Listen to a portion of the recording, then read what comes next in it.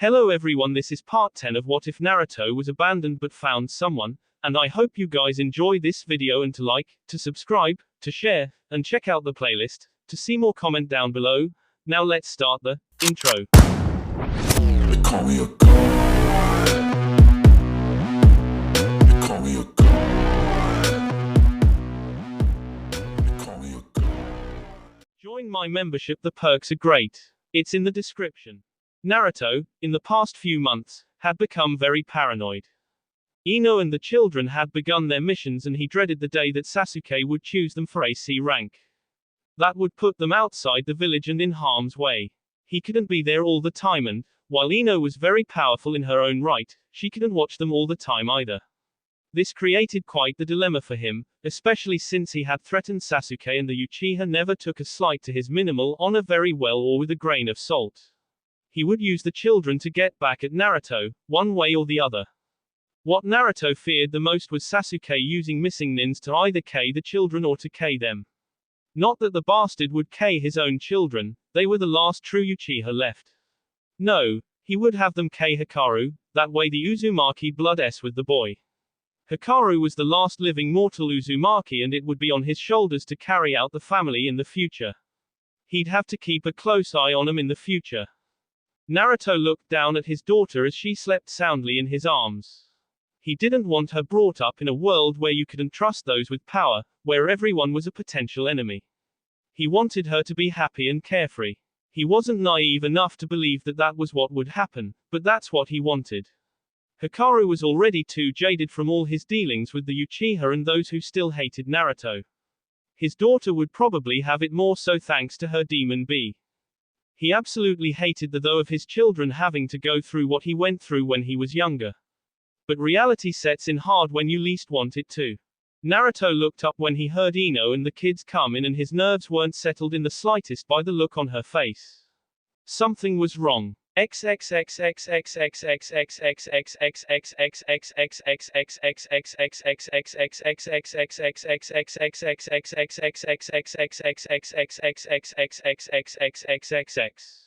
Ino's morning had started off great. She'd woken up Hikaru, fed Mikomi, and eaten breakfast with Naruto before taking the kids through their morning exercises. At the usual time of 10 o'clock, they'd gone to the Hokage Tower to receive their mission. As they stood in line, the children all talked about how cool it would be to get AC rank. Ino agreed on the outside, but on the inside she was terrified of AC rank. Not that the kids couldn't handle it, but she was afraid, like Naruto, of the underlying motives that such a mission might entail. Sasuke was devious and might use a mission away from the village as a means to strike. Her anxiety higher grew the closer to the desk they got. It was like this every time they came to get a mission and she wondered why they did this at all. It wasn't like the Uzumakis needed the money. Oh yeah, it was because the kids had to have a minimum amount of missions to become Chunin, not that Ino and Naruto were going to let them try until they all were at least 12. Children needed to be children after all, and in the demon's opinions, they were growing up too fast already. Of course, having an immortal lifespan would make anyone think the earth spins too fast. Ino took a deep breath as she stepped up to the table with her team to receive their first mission of the day. Luckily, Iruka was on duty and he always made sure that she had a steady supply of D ranks to keep the kids occupied. Upon seeing his favorite demon S, he smiled and pulled a random mission out of the pile, before a pale hand pushed it away. Ino nearly growled at the smug look on the Uchiha's face as he pulled a scroll out of the C rank pile. I believe that your team is more than ready for a C rank mission, Ino. They have more than 3 times the allotted amount of D ranks to qualify for it and quite frankly, I believe that you are holding them back purposely. You held them back from the Chunin exams last time they came around and you simply won't allow them a C rank. I say it's time. Ino narrowed her eyes and lifted her upper lip, exposing a canine. She'd been dreading this day. The kids, seeing the look on her face, thankfully stayed quiet. And I say that they still need more training. They aren't old enough to take on such a mission, Hokage-sama. Hell, Karen is only a little older than half the age we were when we had our first missions. I want them prepared so that nothing happens like on your first C rank. Sasuke growled at the mention of his first serious mission. It had been an eye-opener in more ways than one. He'd gained his Sharingan on that mission but had also come to the realization that Naruto was stronger than him. That had been a hard pill to swallow. And he was still trying to swallow it years later. You will do what you are told, Ino. Despite your husband no longer being under my thumb, as a Junin sensei to ninja under my command, you are liable for the growth and training, and you are liable for taking missions that are within the parameters of your team's level of skill. You will do this mission and you will do it in the time allotted. Despite what everyone may think, I am not lenient like that fool, the Sandaime, and I will not tolerate insubordination from anyone, least of all you. Now take this scroll and finish the mission. Ino reached across the table to take the scroll, but Sasuke snatched it back as her fingers touched it and leveled a glare at her. You will do this mission with the knowledge that you should not cross me. Bad things happen to people who cross me. Is that a threat, Uchiha? You will address me as Hokage-sama, and that is to be interpreted however you like. I am your commander and you will do as I say. Ino snatched the scroll out of his hand and pointed to the door, where her team scrambled to get home and prepare. They might be excited, but Ino's glare wasn't helping the mood. As she reached the doorway, she turned back and her K-intent flooded the room, and even Sasuke began to sweat. Remember, Uchiha, that you are alive only because of the grace of my husband. Were it up to me, you would have S at my wedding. I don't take orders from you, I take suggestions. And as of right now, you are number one of my S list. Just try something, I dare you. She left and the K-intent left with her. Several sighs of relief were heard and Sasuke wiped his brow before ushering the next team forward. His plans for revenge may have to be sped up. Never dare in Uchiha, Uzumaki. There isn't a man or woman alive who can stand against us when we have the resolve to do something. No one liked the chuckle that had escaped his lips. It sounded too familiar to a certain snake's mirthless chuckle.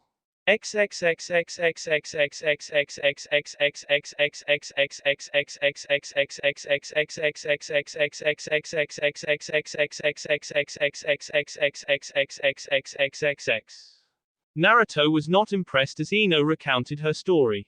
This wasn't good, but perhaps they could turn this into a favorable situation. They merely had to escort a council member to the capital of Fire Country and then come back. If Ino could make a favorable impression at the capital, perhaps they could make a few friends who would help them oust the current Hokage, politically instead of K him outright. Although Naruto felt it would still come down to him having to drive his claws through the Uchiha's sea in a morbid sense of irony. Ino was having a conniption fit. She didn't want to do this, but since she was a Junin under Konoha law, she had to or risk losing the kids to someone that Sasuke could keep under his thumb, like Hatake Kakashi. Naruto had long ago tried to make peace with Kakashi, at Ino's urging, but had given up when he found that the man believed that he owed it to Obito to follow Sasuke in whatever he did, no matter how wrong. Naruto was sorely disappointed in his old sensei and had told him so. Stop living in the past, Kakashi, and look to the future. Find a wife, have kids, live for yourself. Kakashi only looked at him mournfully and hung his head, as if ashamed. Don't you understand, Naruto? I'm helping him, atoning to Obito. I have no future, for my future lies in my past.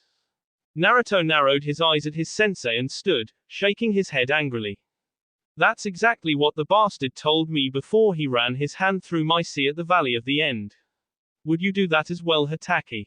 Kakashi said nothing as he sadly watched the back of his former student fade into the shadows of the night. He couldn't abandon Sasuke though, he'd put too much effort forward already to just throw him aside. No, his student needed him. Truly, he did. Naruto was lost in thought as he packed Ino's things for her and tried to think of a solution. The only thing he could come up with was for Ino to call him if things got out of hand. Yes, she could summon him if things got too bad. He just needed to have Sakura or Tsunade around in case something went wrong. He needed to make sure Makomi was safe. Ino, I have a plan. Just listen, okay? Ino stopped her ranting and turned to him, obviously all ears. Makomi slept on a pallet thrown on the floor, blissfully unaware of her parents' plight. Do the mission, do it quickly, and get back home. Don't hesitate to call me if the situation calls for it. Have the foxes on alert all the time. Don't hesitate to summon more if you think the situation calls for it. But what about Makomi? You can't leave her here by herself. I'll stay over with Tsunade and Sakura and get them to have alternating shifts at the hospital so that if you need me, I can pass Makomi to one of them. Megumi and Penny can take care of any undesirables that may try to come to take her. Undesirables? You mean Sasuke's little pet Anbu? Yeah, them. I'll try to do some snooping around before you leave tomorrow and see what I can find, but if I know Sasuke, he won't leave a paper trail and he won't have anyone, even those loyal to him, in on his schemes. He just doesn't trust anyone. Ino sighed and picked up Makomi, cradling her as the little demoness snuggled further into her arms. She smiled down at her daughter and nuzzled her cheek against the little girl's. Go and snoop then, just don't get caught. It'll look bad if you do. She watched as Naruto began to shapeshift down into a small fox kit and resisted the urge to snatch him up and hug him, settling for her no less adorable daughter, eliciting a yip from Makomi when she squeezed a little too hard. She decided to talk to her team and get them prepped for the next day.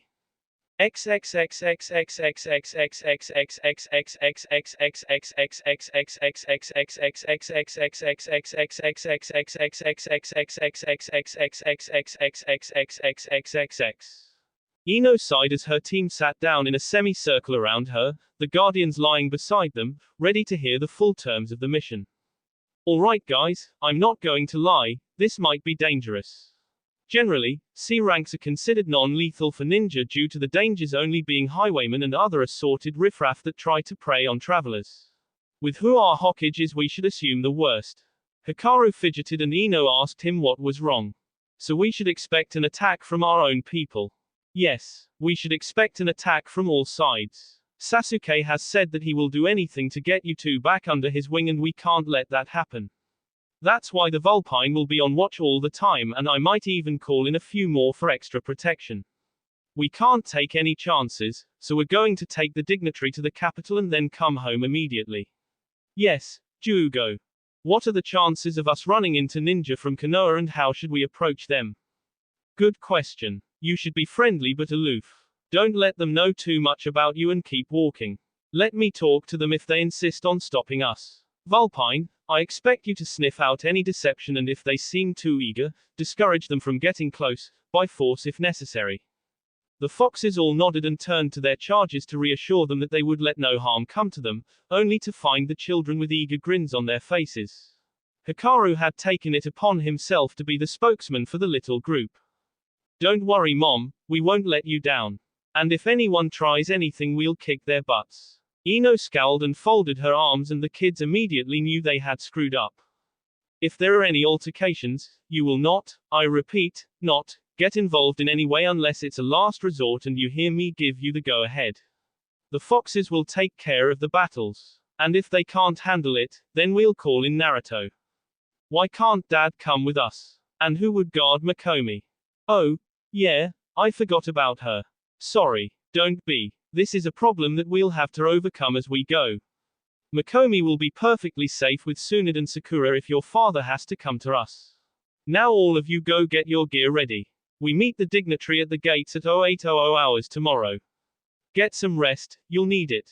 The kids all nodded and left to prepare for their journey while Ino retreated to her bedroom with Makomi and sat against the headboard, watching as the little demoness played with her tails. She smiled as she watched Makomi entertain herself by grasping for her tails only for them to pull out of her reach, earning a giggle from the heiress of the fox realm. Ino was just about ready to go to bed when Naruto appeared in a plume of flames. He didn't look happy. Find anything. Nothing. He's clean as a virgin's honey pot. No paper trails, no gossip from subordinates, no nothing. Keeps his thoughts well hidden too. I couldn't even accidentally pick him up. I just hope this mission is on the up and up. Ino sighed into his shoulder as he held her and rubbed her back. She'd miss his comforting touch while away, but for the moment, she'd enjoy what she could.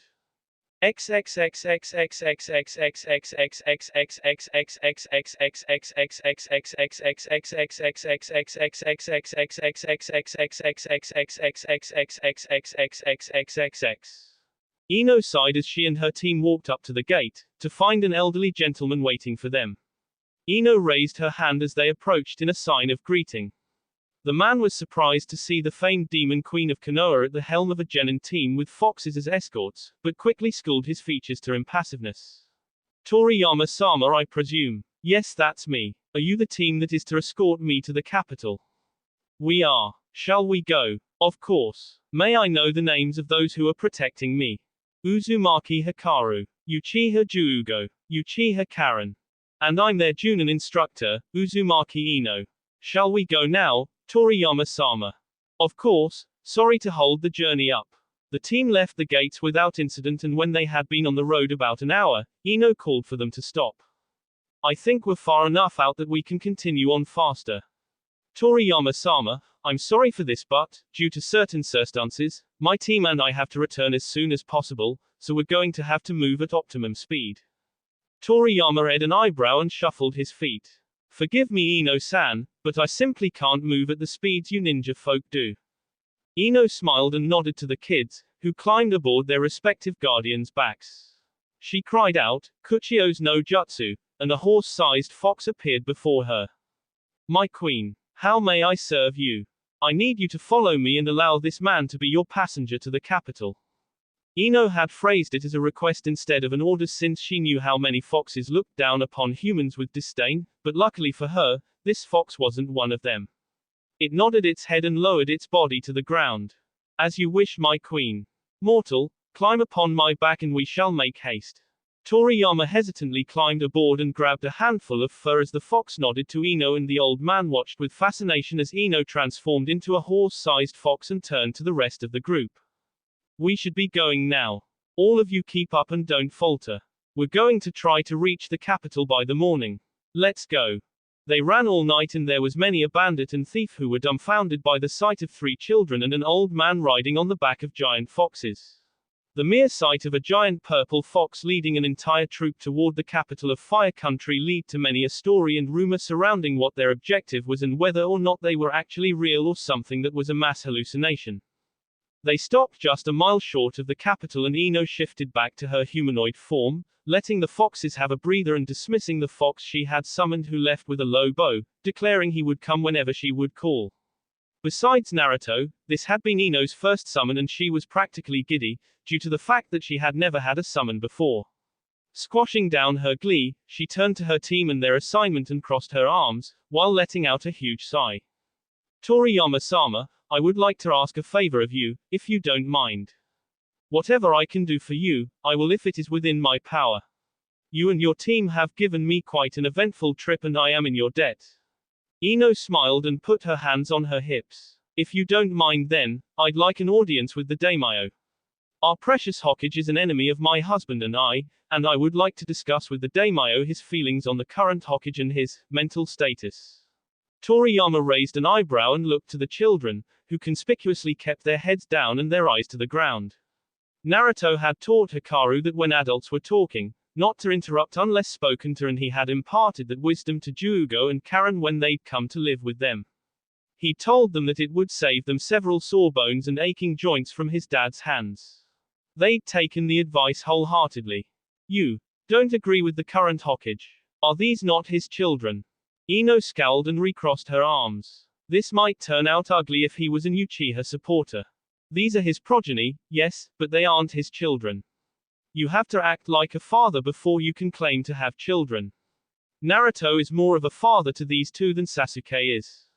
You speak as if you were familiar with the Hokage on a personal level. We grew up together, all of us did. Sasuke was never kind or considerate. He was always a little off, and now he's so far off the rocker I don't think he'll ever get back in it. Toriyama scratched his chin and weighed his options. Refuse the request and get on the bad side of a very powerful immortal demon family, or grant the request and try to remove a man from an office that even he thought the Uchiha should never have had. It wasn't a hard choice at all.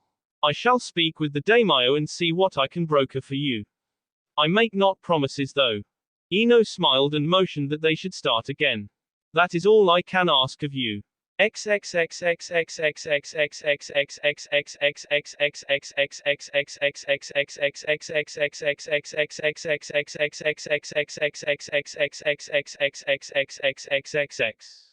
Toriyama kept true to his word and got Ino an audience with the Fire Daimyo, who was absolutely delighted to entertain the Demon Queen. After all, it wasn't every day that he received royalty that wasn't human. Ino kept her ire in check and seated herself before the daimyo, her team behind her. Thank you for having me, daimyo-sama. My team and I are most grateful that you would receive us on such short notice. The daimyo smiled and waved his hand in a dismissive gesture. He might be a powerful man, but he was very modest.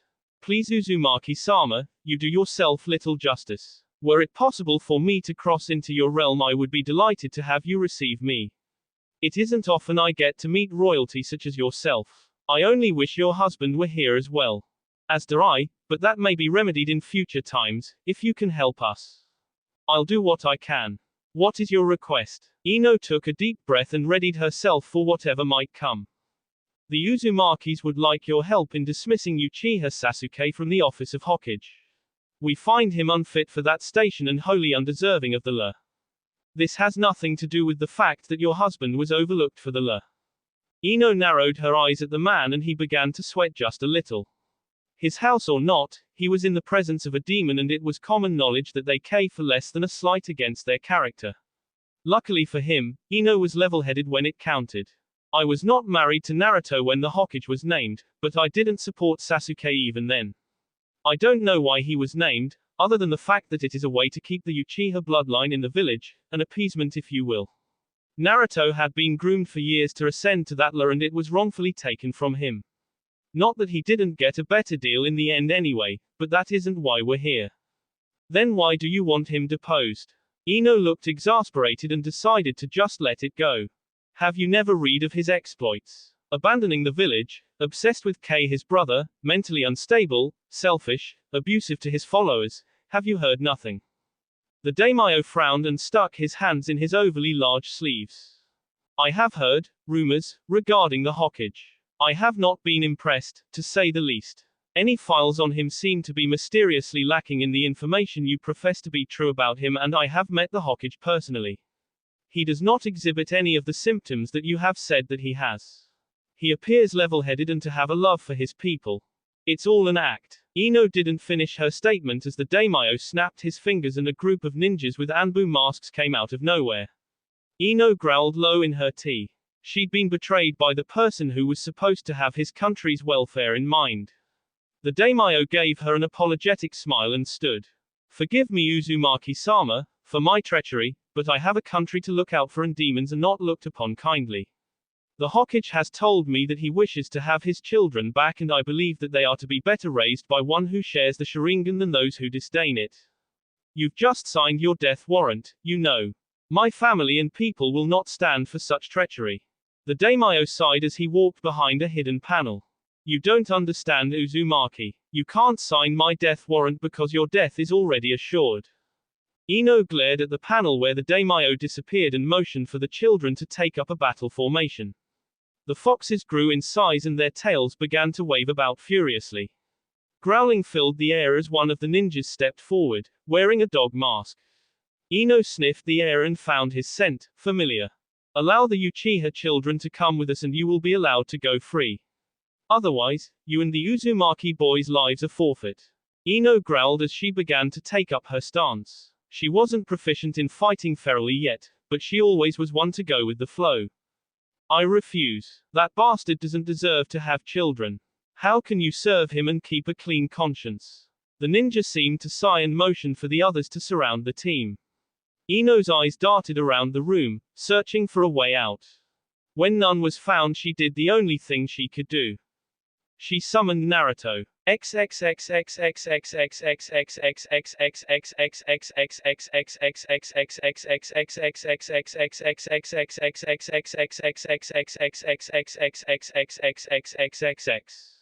Naruto had been talking to Tsunade as he held Mikomi when he felt the tug in the back of his mind. He immediately knew that Ino and the kids were in trouble and shoved Mikomi into Tsunade's arms before gathering his wits. Ino's in trouble. Take care of Mikomi and don't let anything happen to her or yourself. Penny, stay alert for anything. Penny and Tsunade nodded and watched as he faded out. The only thing on Naruto's mind at the moment was death for those who threatened his family. He arrived on the scene to find Ino facing off with a ninja wearing a dog mask and the kids and foxes teaming up to take on the rest.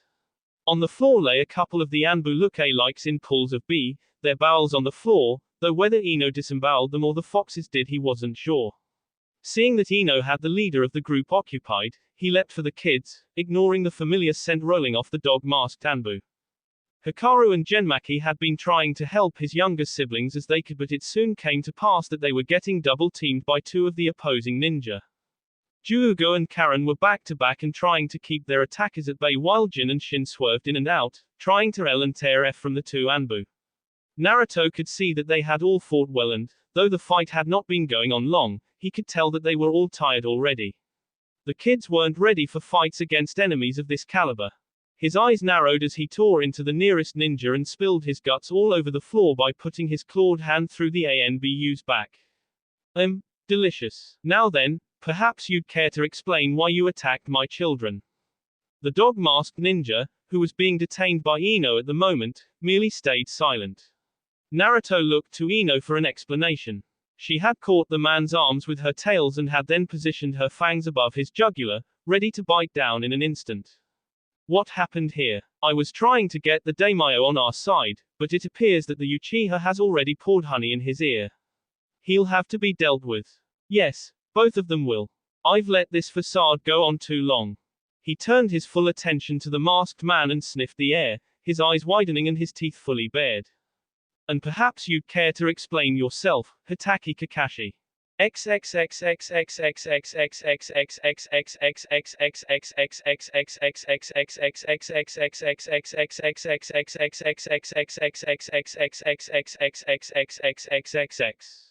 Kakashi was ashamed of himself several times in his life. When he allowed Obito to S, when Rin disappeared, when Namikaze Minato S himself and Kakashi was powerless to do anything.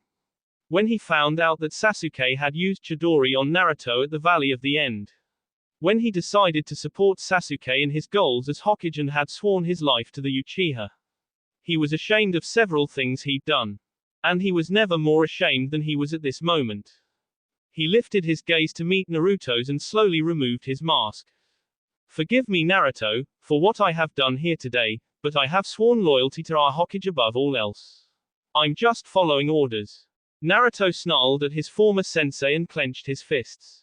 And what happened to never abandoning your comrades, Kakashi? Wasn't I a comrade? Did I mean nothing to you? No. It's not like that, Naruto. I've sworn to follow Sasuke as atonement for Obito. I had to do this. So you would the happiness of these children and the lives of my wife and child because of the Uchiha's whim. That is low, Hitaki. Ino had been thinking about several things while the former student and teacher were talking, and one thing kept sticking out. The fact that Kakashi had pushed a button on some device before they began to fight, right after she had summoned Naruto. Kakashi, what was that device you used before we began to fight? Kakashi bowed his head and a small tear escaped his visible eye. He had never felt so low in his life.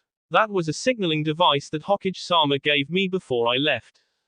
Naruto and Ino's eyes widened and fear grew in both of them. As Ino began to hyperventilate and the kids tried to calm her down, Naruto grabbed Kakashi by the T, hoisting him to eye level. What did it signal for? That you had arrived here and were no longer guarding your daughter. I'm sorry. Naruto began to shake from fury and his power exploded outwards as he whispered the only word he could think of at the moment. No. Naruto whipped around to face Ino and the look of utter sadness and anger nearly drove him over the edge of his own overboiling emotions. Ino, I want you to take this filth and return to Konoha as quickly as possible.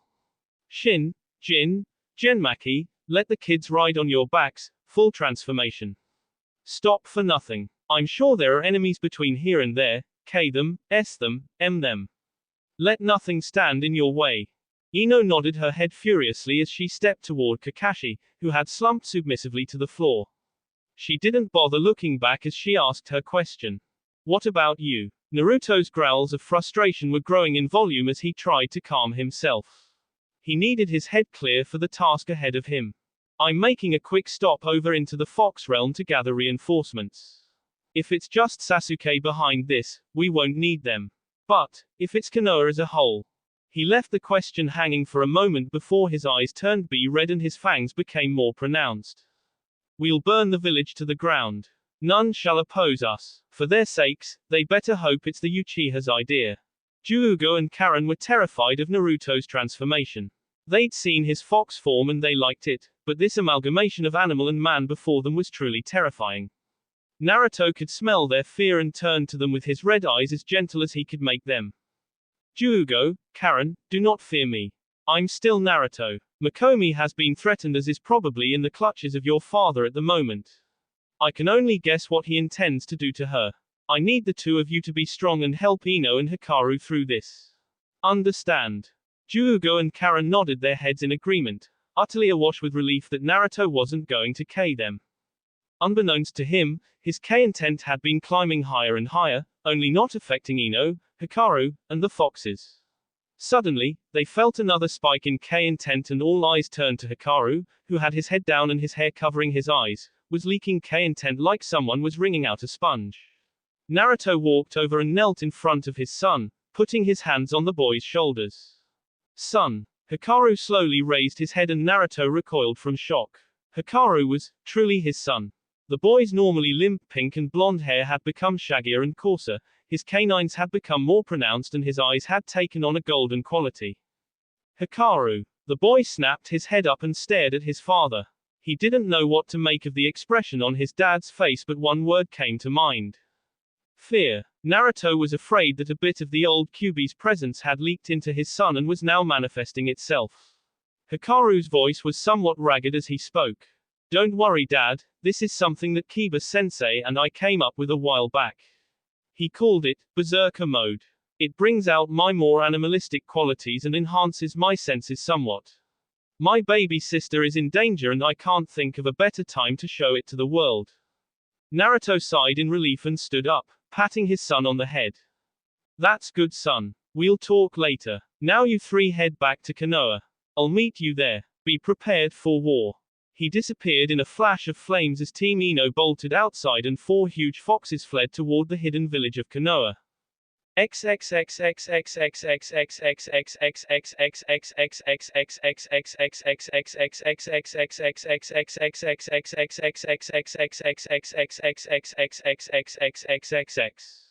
Tsunade had been holding little Makomi for less than a minute when Penny perked up and began to growl. She tensed and whispered to Penny, asking what the problem was. Intruders. They're not friendly. And the Uchiha is among them. Oh Kami. They planned this. Tsunade was about to bolt outside and run for the hospital, where Sakura could help her, but suddenly the walls of the house disappeared in a rush of flame and she looked outside to see Sasuke standing triumphantly with a huge dragon fire behind him. He dismissed it with a wave of his hand. Her eyes went wide with fear and she clutched Makomi to her beam more forcefully. What are you doing here, Uchiha? And why did you destroy Naruto's house? Sasuke sneered and made a motion with his hand. Immediately, his Anbu fanned out around the house and surrounded Tsunade and Penny. The Hokage crossed his arms and laughed long and loud. At last, I'll have my vengeance on that blonde idiot. He has deigned to take my children from me, so I'll take his from him. Unlike him though, I'm not above destroying that which threatens me, and that thing you're holding will be a threat in the years to come. Hand it over. Absolutely not. Sasuke quirked his eyebrow in an amused fashion, but before he could retort, Penny stepped in front of Tsunade, growling menacingly. You will not touch the princess. If you or any of your men step forward, I shall ell you apart. Leave this place now or you shall all bar. Useless threats. You attack one of us, the others shall sweep in and grab the child. You won't harm that thing if you don't have to. The princess is not to be harmed. I will lay down my life for her if need be. Lord Naruto would never forgive me if harm came to her. Sasuke grinned maniacally and drew his sword. Kakukaku, don't worry, demon. Your master won't be able to forgive you, because you'll be soon. It was over before it ever started. Penny, despite being stronger than all of those opposing her, simply could not keep her attention on all of them. She was overwhelmed by the numbers of her enemy, and while she held her ground, Sasuke went after Tsunade. It was just as she feared. The whole mission was a decoy to lure Ino and Naruto away from Konoha. She watched as Sasuke ran toward her, his sword drawn and ready to see, and leapt back with Makomi in her arms. She had to get away, find Sakura or one of Naruto's friends. Running through the hole in the wall that Sasuke had created, she ducked under a sword swipe and headed for the hospital. Sasuke grinned and chased after her. He loved it when things were in motion. Tsunade jumped in the air and came crashing down with a heel drop, making a fissure in the earth, trying to buy herself some time. As soon as her heel touched down, she was off again, screaming for help as the Hokage stayed close behind her, swinging his sword while laughing like a maniac. People dove out of the way and looked on in fear as the Godime and Rokudaime ran through the streets, tearing up everything in their path. Tsunade wondered why none of Naruto's friends were there to help until it hit her. The bastard has them all out on missions. The hopelessness of her situation was beginning to sink in and she stifled a scream as the blade see her free arm. Makomi was wailing and flailing about. Tsunade was frantic. She didn't want to not like this, not while she held her granddaughter. She pushed chakra into her legs and jumped forward several feet before turning to face Sasuke. He drew up and rested his sword on his shoulder. Tired of running already, Tsunade? Kukukukuku, I was hoping for more of a challenge. I'm not running from you anymore, Uchiha. I'm making my stand and making sure you don't get your hands on Makomi. I don't know why you are trying to get her, but I won't let you kill this child. Sasuke put his hand over his heart in an overdramatic display of hurt. You wound me, Tsunade. I wouldn't merely try to kill the child just like that. No, she won't immediately. Her parents need to be here before that happens. I want to see the looks on their faces as I hold my sword to her taste the despair as I rob them of their child like they've robbed me of mine before I kill the both of them. Tsunade's eyes widened and she shook her head in disbelief. Naruto will kill you this time for sure, Sasuke, if Ino doesn't gut you first. Your time on this earth is up. The smirk on Sasuke's face fell and his look became very grim. Tsunade could only wonder if his insanity had finally broken his mind. You have no idea how true your words are. Taking Orochimaru into myself was poor planning on my part. The disease that ate away at him has begun to affect me as well. My only goal now is to see all my enemies before I go. And Naruto must suffer most of all. But why? Because he deserves to suffer. All my problems can be traced back to him. He gave me companionship and made me weak. He tried to stop me from going to Orochimaru and gave me hope that someone actually cared. He kept trying to bring me back, distracting me from my goal of defeating Itachi. My whole predicament is his fault.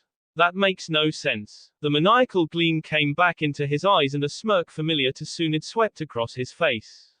It doesn't have to make sense to you, as long as it makes sense to me.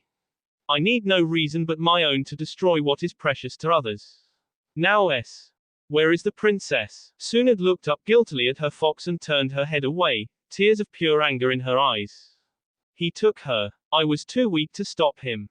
The bastard took her penny. What are we going to do? Did he tell you anything? Tsunade told her the story of how he wanted revenge on Naruto and the fox growled and bore her teeth. What are we going to do?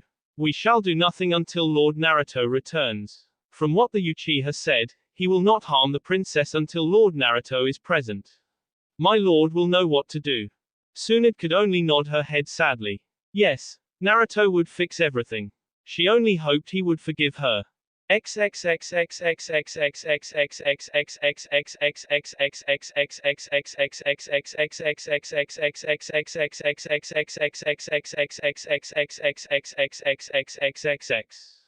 Ino and the foxes ran at top speed to get back. It was quite a spectacle to be sure. The only thing that Ino could think was, faster, faster, faster, have to go faster. The foxes were all grim and their anxiety was passed on to their passengers. Even the normally upbeat Shin was quiet and introspective. The princess of the fox realm was in danger and they might be too late to do anything about it. Ino couldn't believe the dilemma that they had created. They had underestimated Sasuke's deviousness and ability to gauge their reactions. They should have killed him when they had the chance. Her animalistic side was kicking in and her thoughts were going from worry for her daughter to vengeance.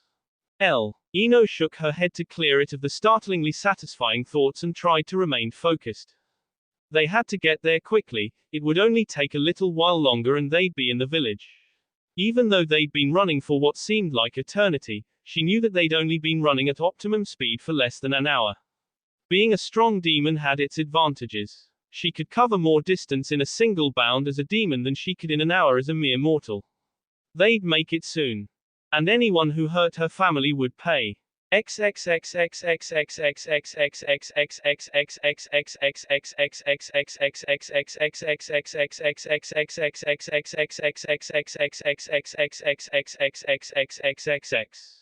Naruto flashed into the Fox Kingdom atop the palace and leapt down onto the palace steps.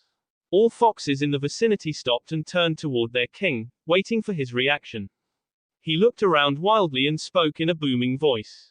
Send the council to me immediately. Tell them if they're not there in 5 minutes, I'll K them. This is an emergency. The foxes darted off in different directions to find the council, not wanting to disappoint their king. He had been fair to them since he took up his reign and no one wanted on his bad side after what he did to the old head elder. Naruto walked into the throne room and sat down on the top step. It wasn't long before all 3 council members came bursting in, panting heavily.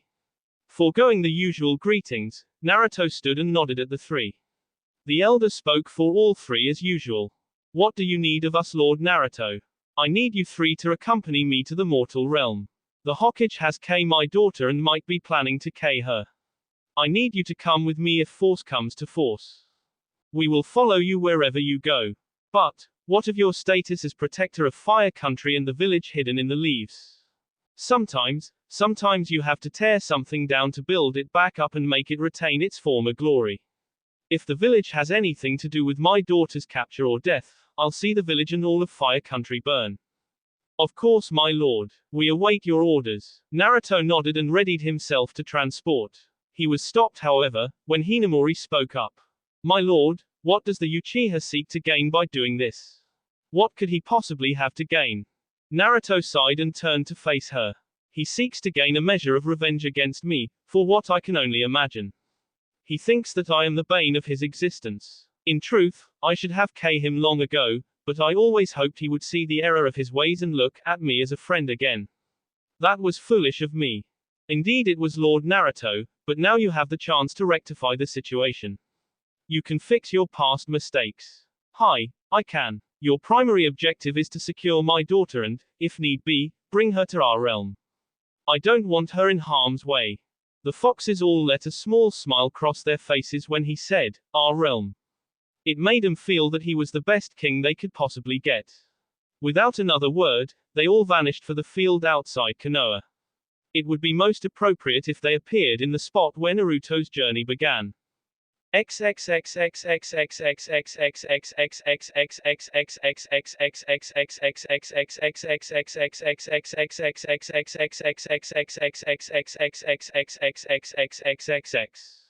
Ino and the kids had arrived at the gates and blasted through them, not bothering to stop for anything. They rushed home to find Tsunade's house destroyed and the main house in rubble. Ino grit her teeth and growled low. All those happy memories in that house, destroyed on a whim.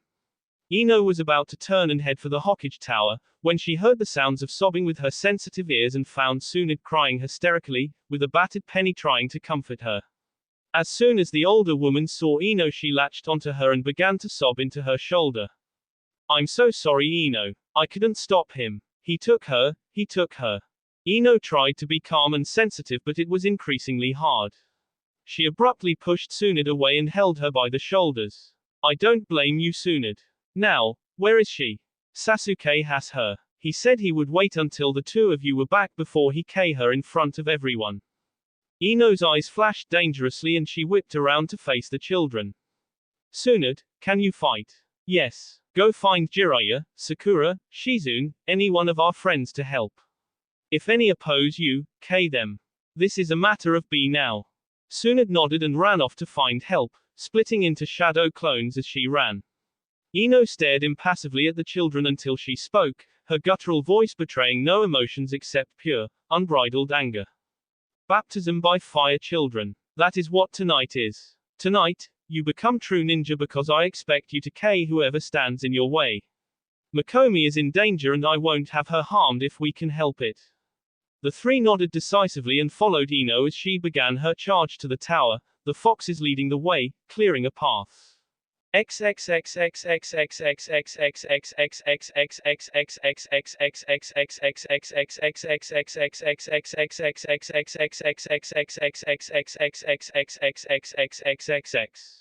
Sasuke felt excellent at this particular moment. He had felt Ino and her team coming and watched through his crystal ball as they headed for her house.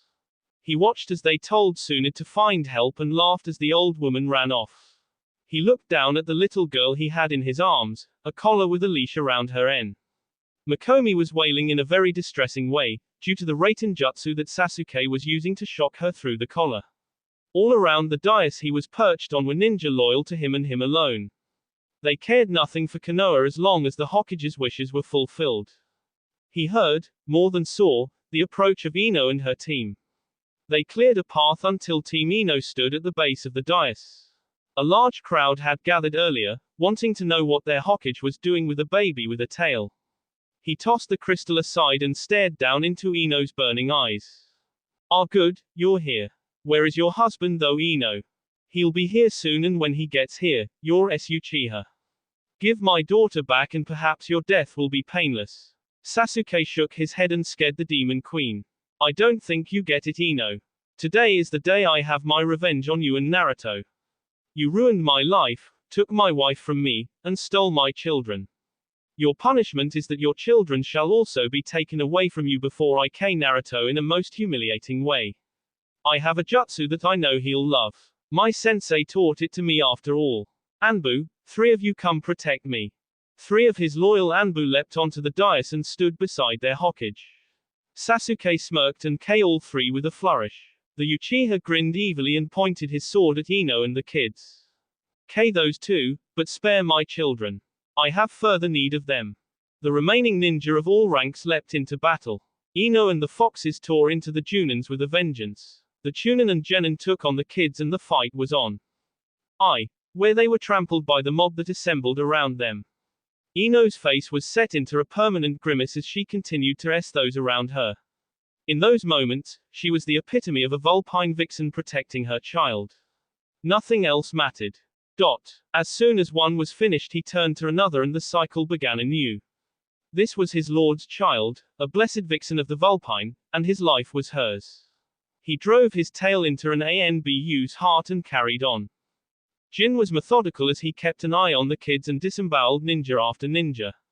He would have thought the threat of his lord was enough to keep these hairless apes at bay, but alas, blind loyalty to a pathetic excuse for a ruler could make anyone stupid, he supposed. Shin was, for once in his entire life, not smiling or joking. There were no flames of youth here, no shining examples of the shining brilliance of hard work. This was do or es, and he would not let his king down. He howled in frustration, as the enemies never seemed to stop coming. It didn't take him long to figure out that what he was fighting weren't normal clones. He growled in anger as he tore a tea open, only to spit it out as the repulsive taste accumulated on his tongue. He shouted out to his superior Genmaki. "These aren't normal clones. These are people who have already been S. These are reanimated C. I know that, Shin. Just keep fighting. Lord Naruto will be here soon." Shin growled and kept going, deciding to use only his claws and tails. This would be a long fight. Juugo crushed another Chunin's face on his knee and fell back into his Muay Thai stance. There weren't many ninjas for him to fight, as most seemed to be circling Hikaru, but there were enough to sate his anger on. He thrust his palm into another's temple, K the man. He knew he didn't like to K, but they had started it. His adopted little sister's life was at stake. Karen headbutted a Genin with her hit I-8, knocking him out. She hadn't K anyone yet, but she knew eventually she would have to. She hazarded a glance up at her father and scowled at the satisfied look on his face. The man had no soul, she was convinced of that. She swept another Chunin's feet out from under him and put a kunai through his heart. It was her first K, and though she didn't want to admit it, she felt justified.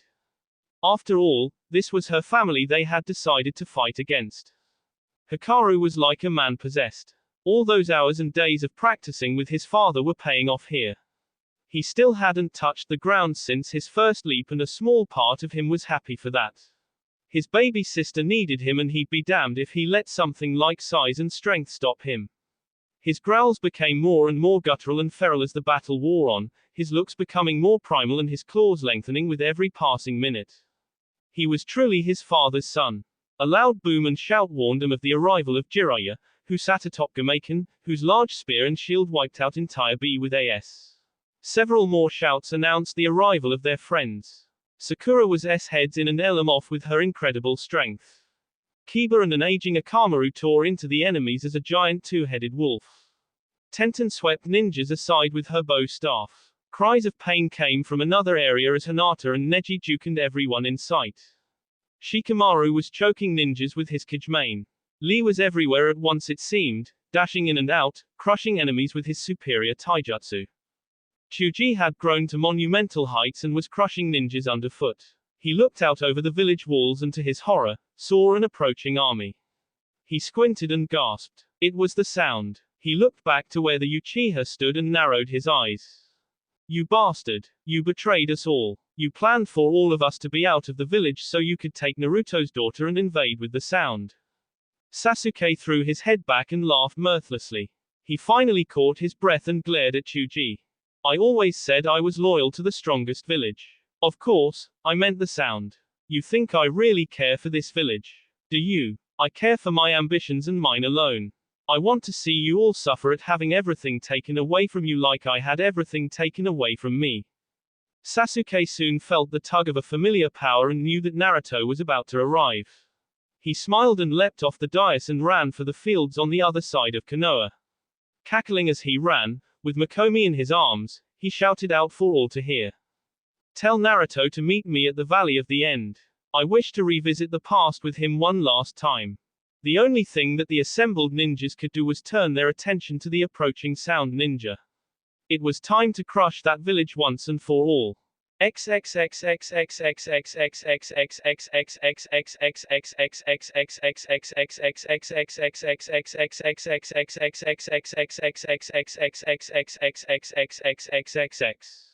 Naruto appeared in a flash of flames and ran for the center of town, the Fox Council right behind him. He wanted to kill Sasuke and today he would. He crushed anyone in his way mercilessly and found Ino's familiar signature. He knew that the kids were fine, he could sense them as well and almost let out a sigh of relief. He reached Ino's side in seconds. Where is Mikomi? Where is Sasuke? He said for you to meet him at the Valley of the End. He wants your final battle to be there. Bastard. Naruto didn't give her time to say anything else as he leapt onto the dais. The Konoha ninjas finished off the last of the B and turned to the golden figure. Everyone listen. The sound are on their way and you need to protect the village. Fight until they are all S. I need Sakura and Lee to come with me to the Valley of the End. No words were said as the two appeared beside him in a flash. They nodded to their unspoken leader and he looked down at Ino. Ino, I need you to help out here. Stay with the kids and make sure they're safe. What about you? Naruto grimaced and looked at her with soft eyes. I'm going to get our daughter back and rectify a situation I should have taken care of years ago. The Vulpine Council will aid you. He turned to the foxes and gave them a solemn stare. You three, full power, KNE who are not Konoha ninjas. Destroy them. Lee, Sakura, let's go. Ino watched with sad eyes as the three leapt off the dais and ran for the valley. She steeled her resolve as she heard Chuji shout that the sound were nearly there. They had gotten bold and were only a mile from the gates, running toward the village in full view. Ino told all the foxes to follow her and they ran for the field in front of the gates. The sound pulled up short when they saw a blonde woman with two purple tails waving behind her, grinning at them with pure B. Hello boys. I'm so glad you showed up. My subjects and I here were just to meet you. The sound ninja watched in horror as she transformed into a purple fox the size of a house and the rest of the foxes transformed into the true states. A flash of white fangs made them shudder. And now you'll because we met you. Have at them. As the foxes rushed forward with howls of glee, something became very apparent to the ninjas of the sound had no chance at the hand of so many demons.